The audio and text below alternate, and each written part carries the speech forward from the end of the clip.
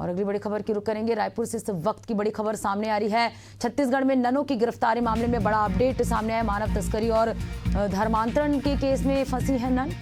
Session court ने जमानत याचिका को खारिज कर दिया है। लोअर कोर्ट के बाद ये दूसरी बड़ी कानूनी हार है। अब मामला बिलासपुर स्थित एनआईए कोर्ट में जाएगा।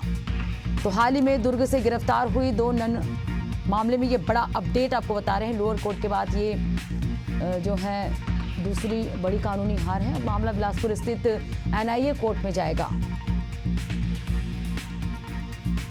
तो ननों की गिरफ्तारी के बाद लगातार प्रदेश में सियासत भी देखी जा रही है। लगातार सियासत गर्मा गई है। विपक्ष जो है सरकार पर सवाल कर रहा है और लोअर कोर्ट के बाद ये दूसरी बड़ी कानूनी हार है। अब मामला बिलासपुर स्थित एनआईए कोर्ट में जाएगा। तो छत्तीसगढ़ में ननों की गिरफ्तारी मामले में ये बड़ा अपडेट आपको दे रहे हैं।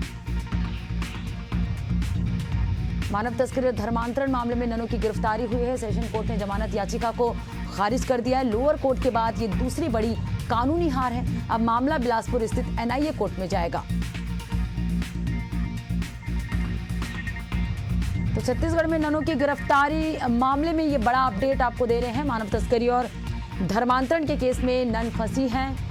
सेशन कोर्ट ने जमानत याचिका खारिज कर दी है और लोअर कोर्ट के बाद ये दूसरी बड़ी कानूनी हार है। अब मामला बिलासपुर स्थित एनआईए कोर्ट में जाएगा। तो मामला बिलासपुर स्थित एनआईए कोर्ट में जाएगा। आगे देखने वाली बात होगी कि इस पर क्या फैसला आएगा। फिलहाल मानव तस्करी और धर्मांतरण के केस में फंसी नन मामले में बड़ा अपडेट आपको दे रहे हैं। सेशन कोर्ट ने जमानत याचिका खारिज कर दी है। तो सेशन कोर्ट ने जमानत याचिका खारिज की है। ननों की गिरफ्तारी मामले में बड़ा अपडेट आपको बता रहे हैं। और चलिए इसमें ज्यादा जानकारी के साथ सहयोगी इम्तियाज हमारे साथ लगातार बने हुए हैं।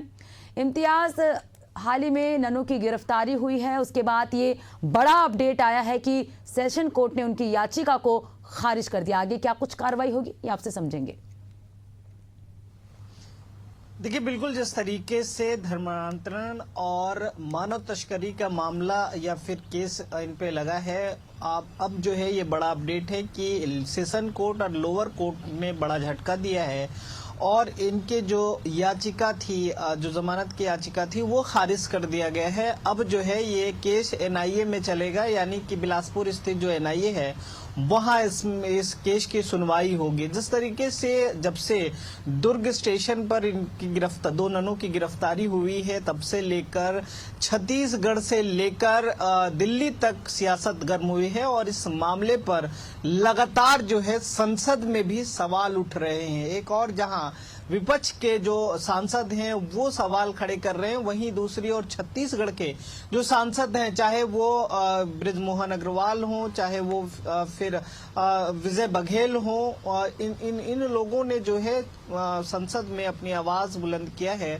और कहा है कि ये छत्तीसगढ़ में लगातार धर्मांतरण का मामला है और हमारे जो आदिवासी हैं, जो कहीं न कहीं सीधे साधे आदिवासी हैं, उनको बहला फुसलाकर धर्मांतरण किया जा रहा है, धर्म परिवर्तन कराया जा रहा है और इनको कहीं दूसरे राज्यों में ले जाकर इनसे जो है काम करवाया जाता है और धर्मांतरण के नाम पर कहीं न कहीं इनकी शोषण होती है। तो ये मामला जो है लगातार सत्ता पक्ष और विपक्ष दोनों आमने सामने दिख रही है। हालांकि जिस तरीके से पिछले दिनों इंडी गठबंधन के डेलीगेट्स यहां आए थे, जो पूर्व के सांसद हैं माकपा के वृंदा क्रांत ने कई आरोप जो है वो लगाए हैं। उन्होंने कहा है कि जो हमारे केरल के जो 2 नन हैं उनको कहीं न कहीं दुर्भावनावश गिरफ्तार किया गया है और उन्होंने ये भी कहा है कि जो इसके कसूरवार हैं, यानी कि उन्होंने बजरंग दल पर भी आरोप लगाया है कि लगातार जो नन गिरफ्तार हुए थे, जो उनके साथ जो छोड़ने दुर्ग स्टेशन आए थे, उनसे मारपीट किया गया। जो बच्चियां, जो महिलाएं, जो 3 महिलाएं थी, उनके साथ जबरदस्ती ये सलूक किया गया और बयान बदलने के लिए कहा गया है। तो ये मामला जो है सदन से लेकर सड़क से लेकर संसद तक पहुंच रहा है। अब जो है इस पूरे मामले का जो कार्रवाई है एनआईए कोर्ट में होगी। आगे देखने वाली बात ये होगी कि सेशन कोर्ट और लोअर कोर्ट में झटका पाने के बाद, झटका मिलने के बाद आगे एनआईए क्या फैसला करती है, सभी की निगाहें टिकी हुई है। और आज जो है संसद में किस तरीके से इसको लेकर बहस होती है, इस मुद्दे को लेकर, ये भी देखने वाली बात होगी। जी बिल्कुल इम्तियाज, तो आगे देखने वाली बात होगी कि एनआईए कोर्ट में क्या जांच होता है और क्या मामला जो सामने आता है। बने रहेगा आपसे आगे और भी जानकारी लेंगे।